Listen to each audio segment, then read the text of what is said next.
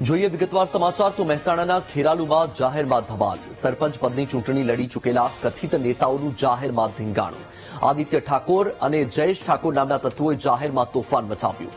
વૃંદાવન ચોકડી પાસે જયેશ ઠાકોરે આદિત્ય ઠાકોરની કારને મારી હતી ટક્કર. કારની ટક્કર બાદ બંને શખ્સોએ ટોળા સાથે એકબીજા પર હુમલો કર્યો. જાહેર રસ્તા પર મારામારીના દ્રશ્યો કેમેરામાં કેદ થયા છે. આદિત્ય ઠાકોર અને જયેશ ઠાકોર સરપંચની ચૂંટણી લડ્યા હતા. રૂપિયાની લેતી દેતીમાં બંને વચ્ચે વિવાદ ચાલી રહ્યો હતો. બંને પક્ષના 9 લોકો સામે પોલીસમાં ફરિયાદ નોંધાઈ છે. તો આ દ્રશ્યો તમારી ટીવી સ્ક્રીન પર જાહેરમાં ધીંગાણું મચાવ્યું. મહેસાણાના આ દ્રશ્યો છે કે જ્યાં જાહેરમાં ધમાલ કરવામાં આવી. સરપંચ પદની ચૂંટણી લડી ચૂકેલા કથિત નેતાઓએ જાહેરમાં આ ધીંગાણું મચાવ્યું.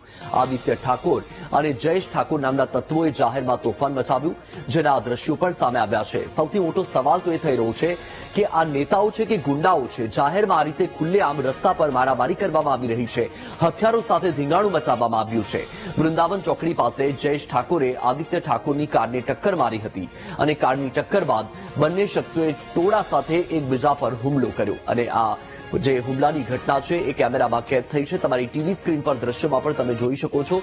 એક તરફ સરપંચની ચૂંટણી લડ્યા હતા અને બીજી તરફ આ રીતે જાહેરમાં ગુંડાગીરી કરી રહ્યા છે. ત્યારે સવાલ એ થઈ રહ્યો છે કે શું આવા નેતા હોઈ શકે?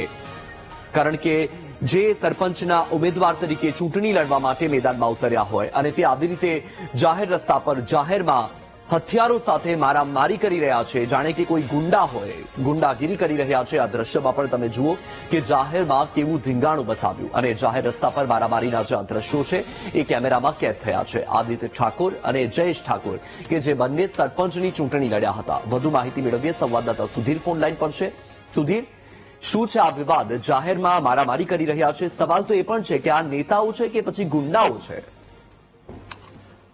જે ડકોડા ગામની સ્થિતિ હાલ સાવ ખરાબ છે અને સ્થિતિમાં બદલાવ આવે એ માટે ઘણા સક્રિય યુવાનો, શિક્ષિત કર્મચારીઓ અને ઘણા બધા લોકોએ સક્રિય ટીમ ડકોડા ગામ બનાવી હતી અને પરિવર્તન અથક પ્રયત્નો કર્યા હતા. પણ ભૂપતથી બધા જ પ્રકારના કાવા દાવા તેજ અને પાણીની જેમ પૈસા વાપરી સરપંચમાં જીતી ગયા હતા અને હવે માટેના સાંઠની જેમ રખવાયા થયા છે અને ઉદયજીને જીતે તે માટે મહેનત કરવા માટે યુવાનો માટે ઉપર વિડીયો બતાવ્યા હતા અને પ્રમાણે ખુલ્લેઆમ ધોકા લઈ અને મારવા દોડ્યા હતા. ખરેખર બિલકુલ ચલાવી ના લેવાય તેવી ચૂંટણી દરમિયાન સક્રિય ટીમ ડકોડા અને એનો ડર લોકોમાં સાવ કાઢી નાખ્યો હોય તેમ નજરે માહોલ ઉભો કરી દે એવો પ્રયત્ન કર્યો છે. બિલકુલ સુધીર, માહિતી બદલ આભાર.